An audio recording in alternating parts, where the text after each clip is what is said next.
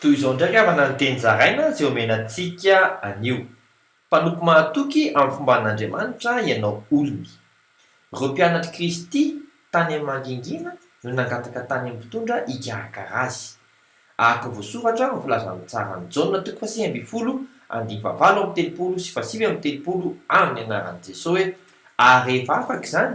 josefa avy any arimaty mpianatry jesosy izy nefa tany mangingina ihany no ny fatahorany jiosy dia nangataka tamin'ny pilato mba hazony nanaisitra ny fatiny jesosy ary nanaiky pilato dia lasa izy ka nanaisitra ny fatiny jesosy ary tonga koa nikodemosy ilay nankao amin'i jesosy no ny alina tamin'ny voalohany ka mitondra miora sy azo manitra voaharoaro tokony ho zato livatra tsy voatery miseho ianao vao aomby amin'ny asan'andriamanitra mahereza vavaka isika ray eo midera sy mankalazanao ao fa mampahery amin'ny fombanao eo amin'ny asa fanimpoko ianao amin'ny anaran'i jesosy kristy velona avy any nazareta amen mandra-piaona tompoko.